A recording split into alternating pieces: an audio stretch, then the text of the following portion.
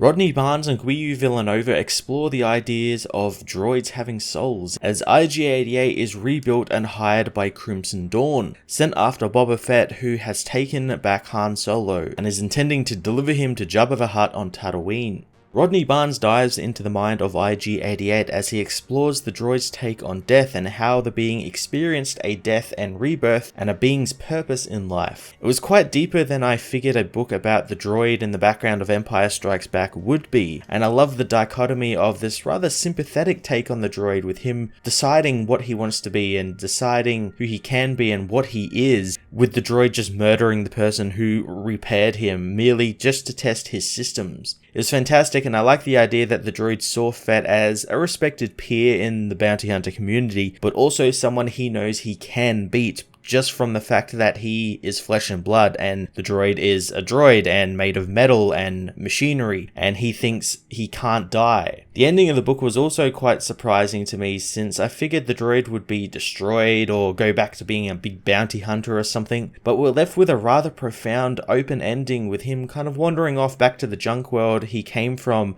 to try and find his purpose in life and perhaps find a new line of work, so I'm intrigued to see where he turns up next. Guiu Villanova provides some brilliant looking artwork that captures the grimy, lived-in, used nature of the Star Wars universe very well, painting everything in great detail along with some interesting ship designs, like the droid's new ship, which is quite literally just a floating L-shaped cargo container. It was such a unique design for a ship, since we're so used to sort of sleek looking ones, and I'd love to see more of that sort of design work in Star Wars. War of the Bounty Hunters IG-88 Issue 1 was a surprisingly deep story about life, death, and rebirth through the eyes of a killer droid, taking IG-88 to some really interesting places as the War of the Bounty Hunters ends its run. I'm going to give this issue a 9 out of 10.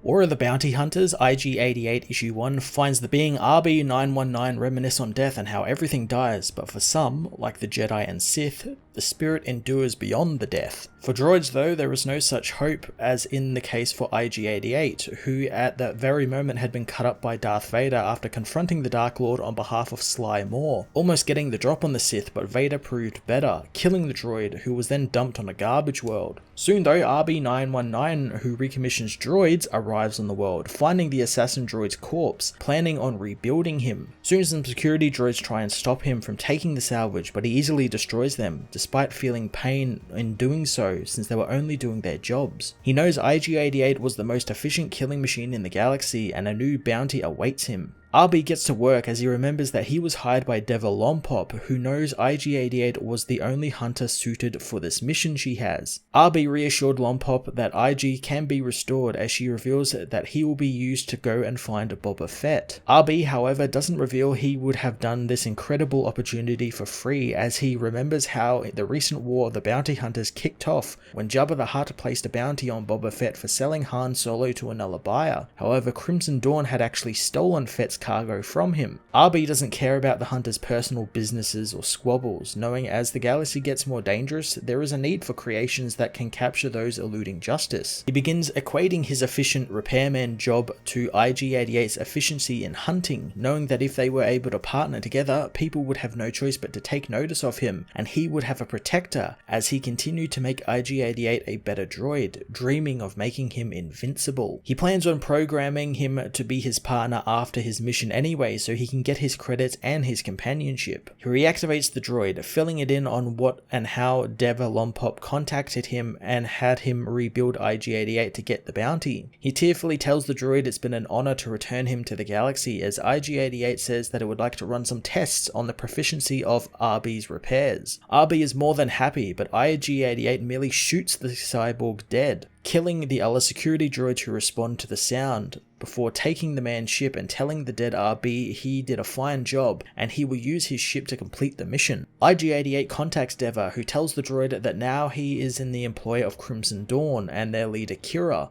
and his first target is Boba Fett, who is on his way towards Tatooine. She sends him details on Fett's ship along with security codes for accessing it, with IG-88 admiring the preparation as Deva leaves him to acquire his bounty. As IG uses RB's ship to get to Tatooine, he begins thinking of his defeat by Darth Vader and how unpleasant the flashback is to him. He knows that Vader had considered something he didn't, and he finds that quite incomprehensible, seeing as that he went over every possible calculation for the fight. He puts it from his mind as his ship is attacked by pirates, but thanks to his exceptional skills, he is able to get behind the ships and destroy one of them before diving towards Tatooine, using the planet's desert canyons to his advantage and causing the pirates to crash. The droid soon gets back to its mission prep, looking over the schematics of Fett's ship, finding it to be as mysterious as its owner. Knowing Fett wouldn't allow anyone to gain access to his specs and codes, meaning that he could just be falling into a trap.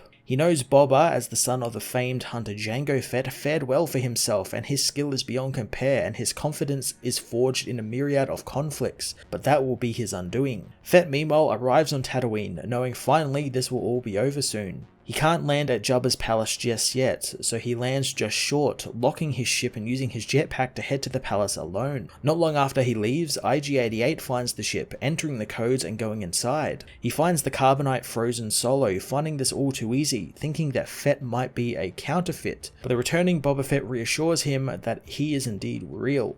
IG-88 tells him about the codes, wondering how he let someone compromise his security, but Fett knows he'll deal with the traitor once he deals with the droid, hearing rumors that Darth Vader had destroyed him. IG-88 tells him that his death was greatly exaggerated as he opens fire, wanting to test his skill against the famed hunter. Fett returns fire, dodging his blast as IG-88 says that the odds are against the hunter. Fett however shoots away a panel above the droid's head, confusing the droid since surely Boba Fett would be better than this, as Fett allows himself to get shot, which allows him to get another quick shot off at the panel that unleashes all of the carbonite liquid he had installed after Nar Shaddaa, so that Solo's block wouldn't fail and melt again. The carbonite freezes the droid in place, and Fett leaves him on Tatooine. IG-88 manages to free himself with some blaster fire and from the heat of the desert, but it's too late since his prey got away. Thanks to being frozen in carbonite and the battle, he finds himself free from Deva's directives.